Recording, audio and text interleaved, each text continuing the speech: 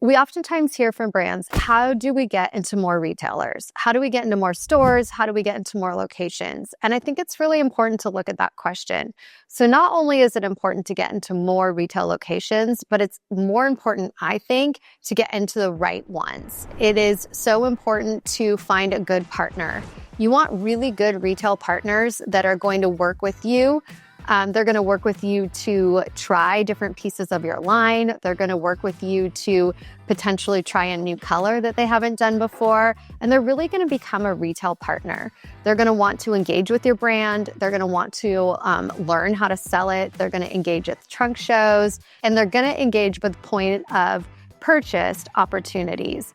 And you can't do those with everybody. You can't try that with every single retailer. So it's really important to pick those right ones. So find someone that you're really vibing with, that has the same types of products, and again, is willing to try things with you and engage with you and work with you. Something you really have to be aware of as you're expanding, if you're really focusing on grabbing new retailers, but not focused on grabbing the right ones, sometimes there's just retail fatigue. If you have 8 stores on the same block selling the same product, it's just not going to work out. If you're familiar with Huntington Beach, California, there is one street, I think it's Main Street, and it has probably like 10 surf shops on it.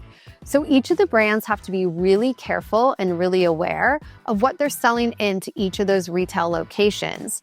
You have to be really specific on the different products that you're selling, the different colorways that you're selling. You don't want to have retail fatigue where there's just too many shops in the area selling the same brand. So instead, I would really advise to be particular and specific. Be very intentional about the retail locations that you are selling into and take the time to work with them. Become a true partner, because if there are times of uncertainty or times where you may have a late shipment or times when something might not be available, those retailers that you're true partners with are going to work with you. They're going to try to figure it out, and they're going to work with you because their success depends on your success as well.